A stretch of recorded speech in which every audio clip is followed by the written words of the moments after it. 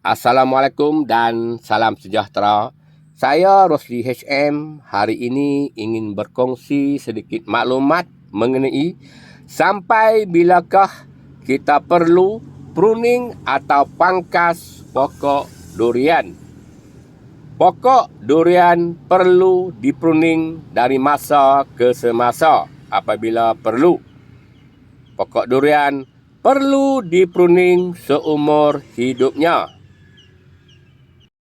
Kalau pokok durian tidak dipruning, apakah kesannya? Kesannya adalah seperti berikut. Pertama, pokok terlalu merimbun. Kedua, pokok mudah terkena penyakit. Ketiga, ranting dan dahan terlalu banyak. Keempat, ranting dan dahan tidak tersusun.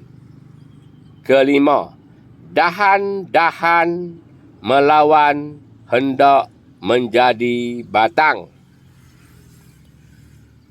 Keenam, memakan racun apabila dilakukan semburan.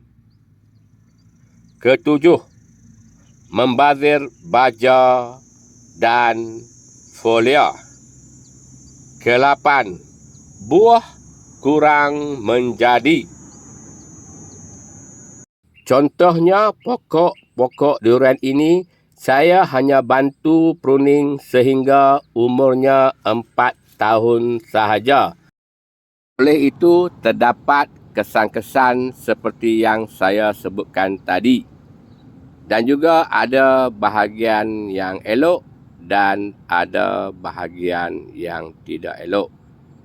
Sekian dulu untuk kali ini. Bertemu lagi kita di masa akan datang. Saya Rosli HM. Sekian, terima kasih.